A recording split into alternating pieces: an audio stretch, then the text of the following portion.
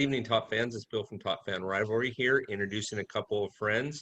Jackson's returning with us this week, our top Braves fan, and we have Dave joining us today, our top White Sox fan.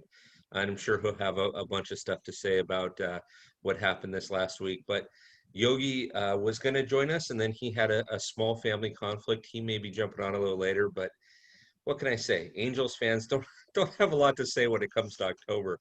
I've been sending out text messages this week saying, you know what the difference is between a Dodger dog and an Angel dog? One you can get in October. Hey, what can you say?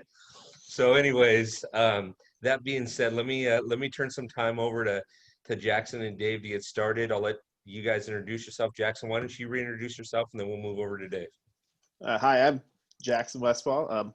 Braves fan. My dad's from Atlanta. Watched the Braves growing up on TBS. Really sad that they're not on TBS anymore because the national media hates the Braves. And this is only reiterated. Every single game starts at 2 o'clock Eastern time, which is horrible. Here at Mountain Standard Time. Starts at noon. Game will be over before I'm off work. What can I say? But that's what you just get have to in watch it there. baseball when you're watching online, right? Yeah. But no one wants to watch the Yankees play the Rays. Let's be real. I got that game going right here. This might be the only game the Yankees win. With Garrett Hey, Cole listen, you top Yankee fans out there, he didn't mean it. I'll give you his address if you need it later. Don't worry. Anyways, Dave, why don't you introduce yourself? Dave Schaefer. Grew up in Chicago. Grew up a White Sox fan. My favorite player growing up was some really oldies like Bill Melton and Ed Herman.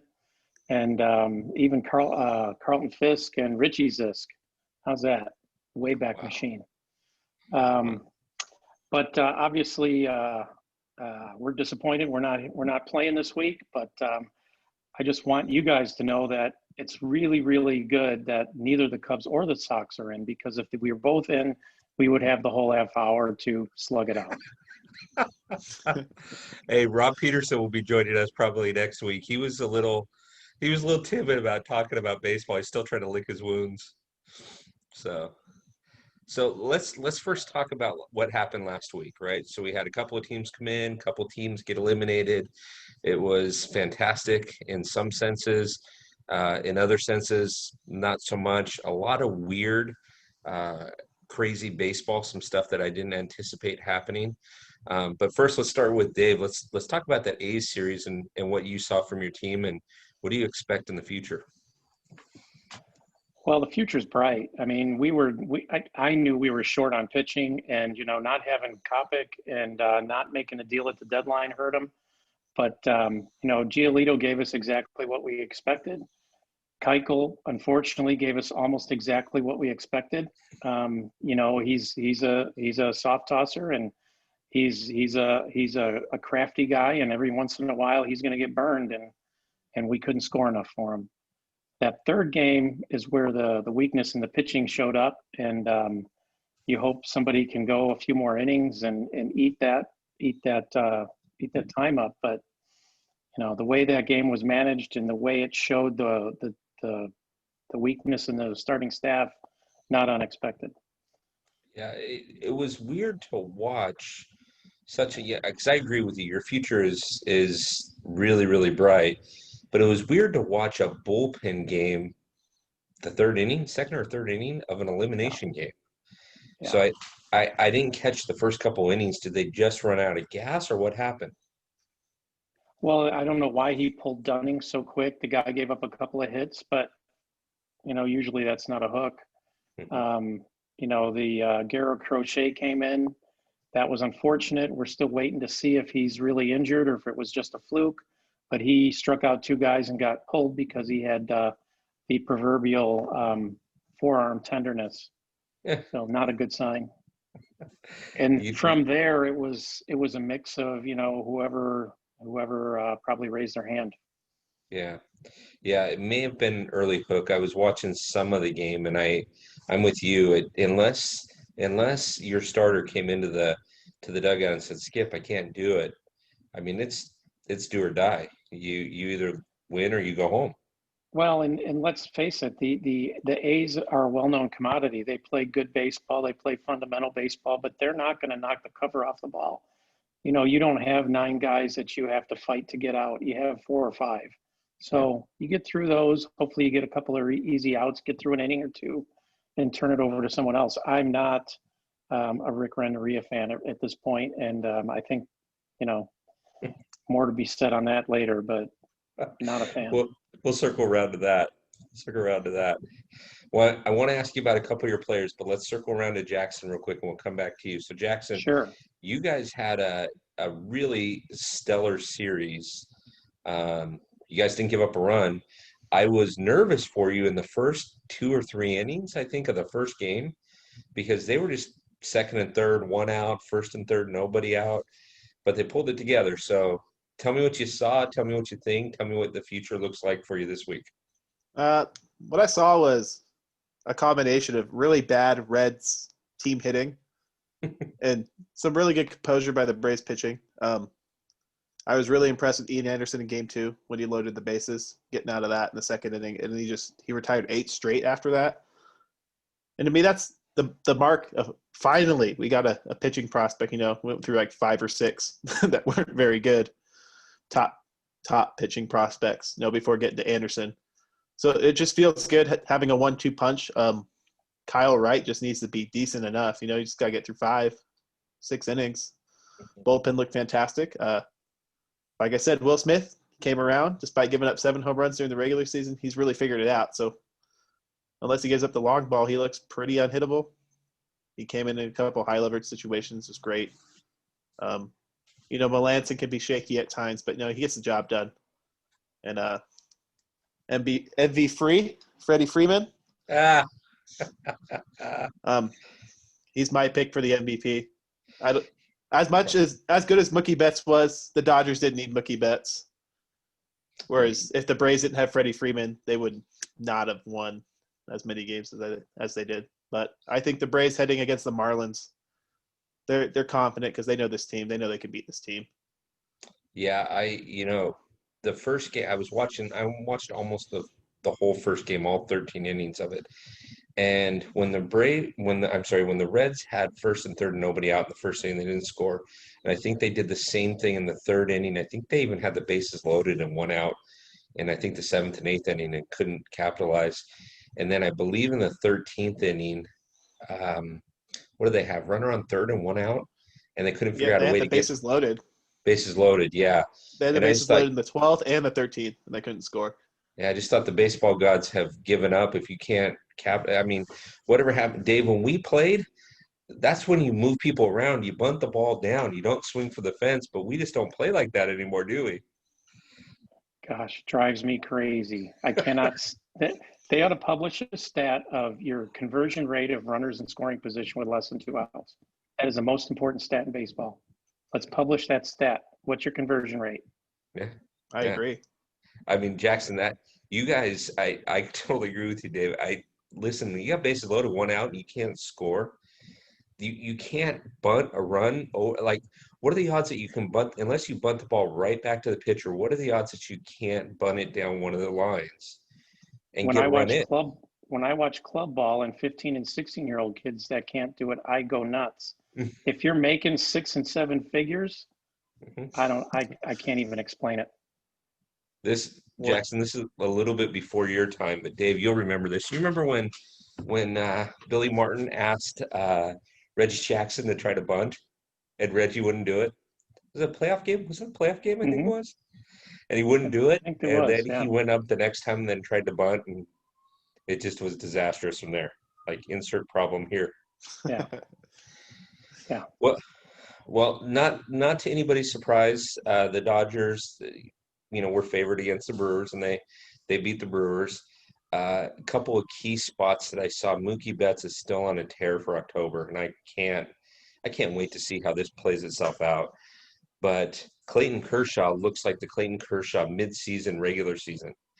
And Dave and I were texting years ago when his hockey team and my hockey team were in the playoffs, and Jonathan Quick is the goaltender. I think the Kings had scored two 2 goals, and he just said, "Okay, you guys are good." And I can't remember who we were playing. I don't think we were playing you guys. But when Clayton had that lead early on, I just thought, man, this guy's got it going on tonight. And if he has it going on like that throughout the playoffs, will be something good. Walker Buehler starts tomorrow, which makes me nervous because if you've seen that blister that he has on his hand, no. He's a little hit and miss for me sometimes. Sometimes he's really great. Other times he can't hit the broadside of a barn with his fastball, and that's a problem. Exactly. He throws it hard, but he just can't hit his locations. So. Oh, and I think with Kershaw, you're getting the benefit of 100 fewer games. So what is that for him? 20 fewer starts? Mm-hmm. Yeah. They were showing a stat the other day that he's averaging 180 innings a season right now, and he only pitched 58.1 inning going into the playoffs. So you got Kershaw in June, basically, is what you got him. He's just coming. He's just the equivalent of coming out of May. Yeah, exactly right. So, all right, boys. So what do you think? So Dave, let's start with you. Tell me about, like, I love Robert. I think that Robert's got a lot of talent, but tell me about what you see for the future, and then tell me who you think is going to come out of the American League. I mean, we don't need to talk about both Central divisions are gone. So who do you think is going to come out of the American League? Both not good divisions. Not good divisions at all. Yeah, Ouch. well, I'm we're going to try and fix that next year. But Luis Robert is just a physical specimen. He's an animal, but the kid is young, and that was his first taste of major leagues, and pitchers adjust, and now he's got to adjust back, and he really struggled with that in September. But he'll be just fine. The guy is a absolute specimen. Looking forward to watching that kid grow in the next couple of years. Look out. Eloy in left field worries me, and when I see him play left field, I hope for no baseballs to be hit there because you just don't know what you're going to get. The guy can hit though. I think they'd be silly to bring Encarnacion back because they've got 2 or 3 guys that could DH and they could platoon there and be just fine. Abreu is Abreu. You talked about MVP in the National League. I think Abreu is easily the MVP in the American League. I agree with that. If he's not, there needs to be an investigation. The guy is just as clutch as can be. What about talk to me about Anderson. Are you thumbs up or thumbs down on Anderson? I like Timmy. He's a good player. He brings a lot of the intangibles and enthusiasm and keeps guys loose. And, his defense could be a little better, but I think that's nitpicking. As long as he's hitting 350 or 360, I think you can afford it. Yeah. Cool. Thank you. Jackson. Who do you think is going to come out of the American League? That's a great question. I don't think the A's have a shot in the series. If my emotional money would be on the Rays to come out of that series, and then it'll be a dogfight, and with Houston probably beating the Rays. Yeah. Interesting. Jackson, tell me a couple things about you. You agree with Abreu is what Dave was saying. Yeah, I think as good as Mike Trout is, the Angels were trash this year. So I think Abreu is a lot more valuable as the whole because he kind of carried the White Sox. But like David said, Eloy Jimenez struggled at times. Luis Robert struggled at time. But, Jose Abreu was just there tearing the cover off the ball all season. He knocked in like 60-something runs. That's an MVP candidate in 60 games. That's pretty good. Yep. As far as the National League matchups go, I think the Padres will put up a little bit of a fight with the Dodgers. They don't have the pitching. They've been decimated over the last 2 weeks, losing their best 2 starters. From what I understand, Clevenger's not coming back.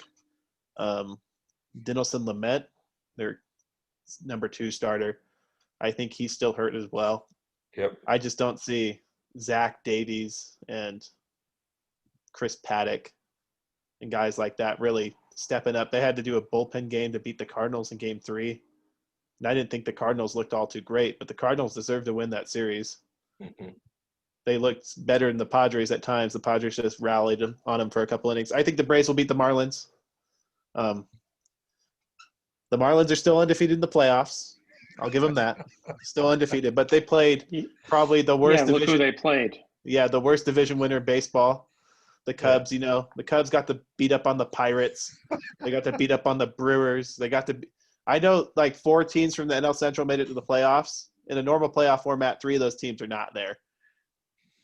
The Brewers, the Reds, and the Cardinals probably shouldn't have been in the playoffs under normal circumstances. I just don't think the Cubs were that great, aside from their pitching. Their lineup was horrendously inconsistent. I think they were worse than the Reds this year hitting.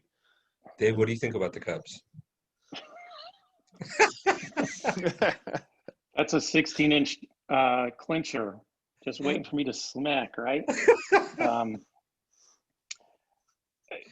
They got some pitching from places they didn't expect to get it, and then they got some.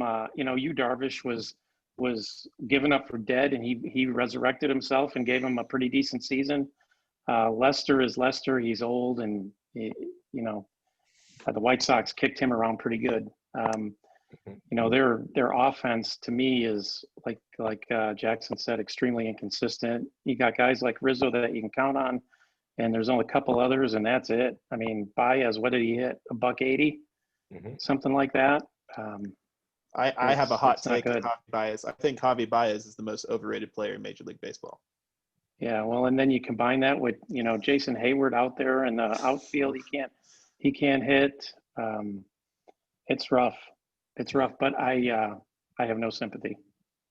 I don't either. I was talking to Rob Peterson. He's the top fan that wrote the Cubs article, and we were talking back and forth via text this weekend. And he was telling me that he's concerned because a lot of those contracts are up in the next year or two. I mean, the Chris Bryant contract is up. The Anthony Rizzo contract is up. There's a bunch of pitching contracts that are up. And Jackson, I agree with you. With the exception of one thing, I think from a national perspective, the younger teams, the Braves, who've got a younger nucleus, the Reds, who have got a younger nucleus, and the Dodgers still have a pretty young nucleus as well, as do the Padres, you're going to see those teams around for a while. The Cubs potentially could drop off a bit over time because they've got some guys that have been there for a while, and maybe a new location or some new talent might resurrect that. Manny Ramirez resurrected the Dodgers when the Dodgers were left for dead, and just his attitude and demeanor brought the Dodgers back around.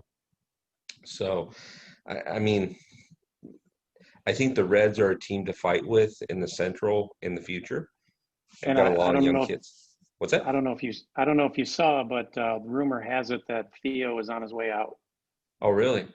Yes, he's got 1 year left on his contract, and the Cubs don't want to extend him, and he doesn't want to be a lame duck.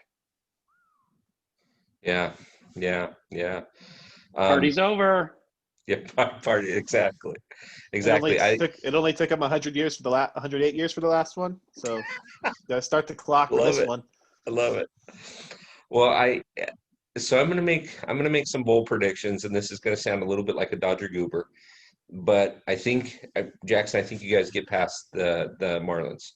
The only thing that makes me nervous about the Marlins is they're not supposed to be there and they have nothing to lose, and that's just true.